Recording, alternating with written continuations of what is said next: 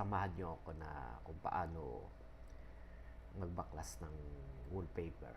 Yung dati kong video kung paano naman magkabit ng wallpaper. Ito kung paano po tanggalin ang lumang wallpaper. Ito yung project namin dating after 2 years na. 2 years nang nakalipas. Samahan niyo po ako. Let's go!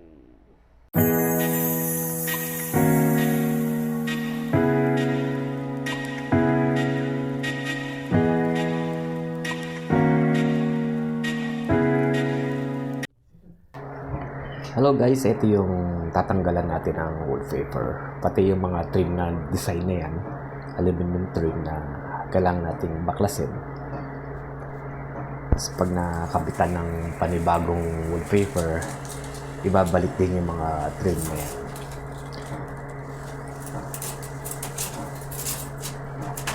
Bali yan, pintuan yan, tinatanggalan ko ng trim. Bali, tawag dyan hidden door. Para hindi halatang may pinto. Nilagyan lang ng design na brush trim. Yan ay yung design ng pintong yan ay brush trim yan, yung tanso po yan. Yung kanina sa kabila, yung aluminum trim naman po yan.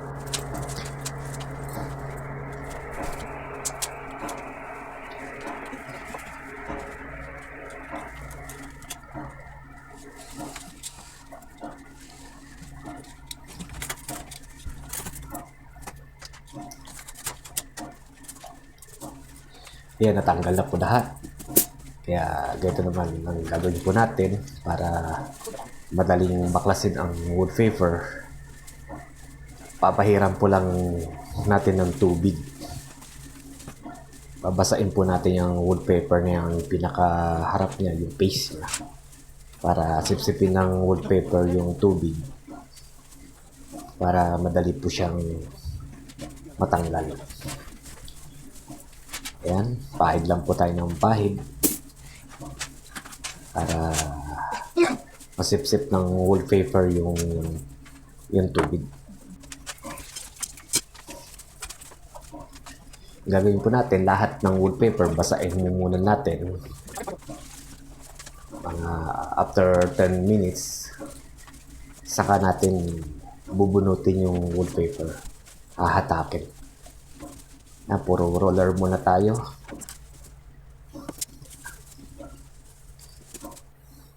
And puro pagbabasa lang muna ng wallpaper ang gagawin po natin.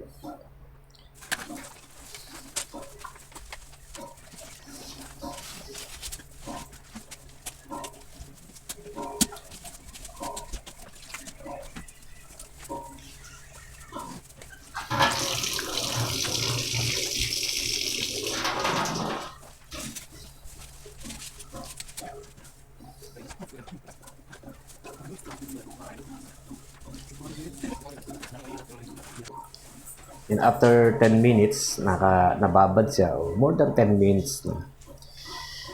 Kaya madali na pong baklasin po yung wallpaper na yan. Tingnan niyo pa.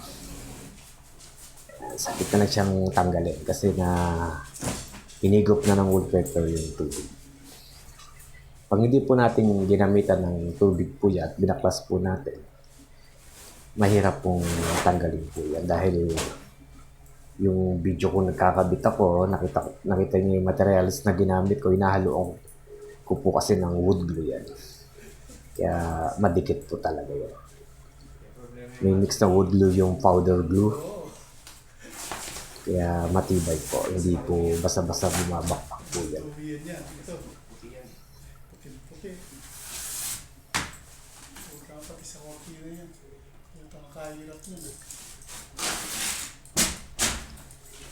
Yung siglat sa kabila.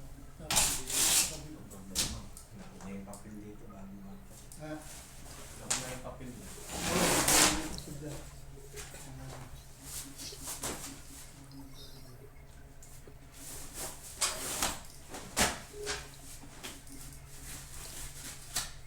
Yan po yung design na nakikita nyo may mga guhit.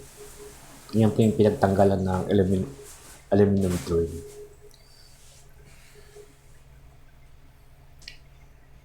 Babalik po rin yun kapag nakabitan ng panibagong wallpaper po.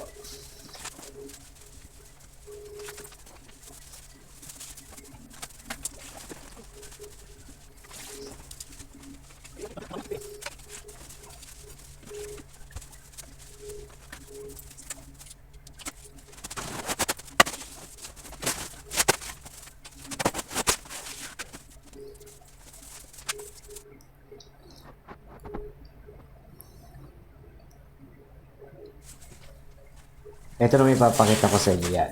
Yan yung hindi ko binabad ng husto. Binaklas ko kaagad. Yan po ang magiging problema kapag hindi nyo binabad yung tubig sa wallpaper. Mahirapan kayong tanggalin yung wallpaper. Matatanggal mo siya paunti-unti. Yan, hirap na, ayan, tinawag nyo, hirap na hirap akong hatakin. Dahil yan po ang magiging dahilan kapag binasa mo nga, pero tinanggal mo agad, maiiwan po yung pinakalikod na papel ng wallpaper. Kaya ngayon, babasain ko ulit yan.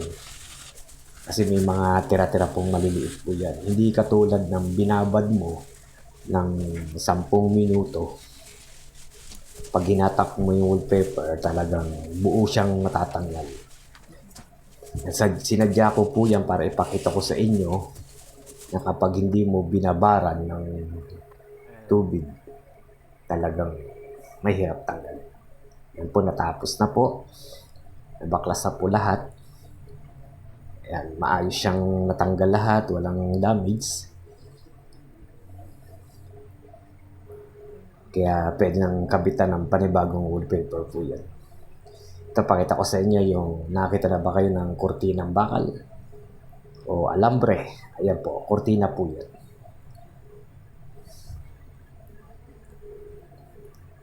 Maraming salamat po sa mga nanood, sa nag-like.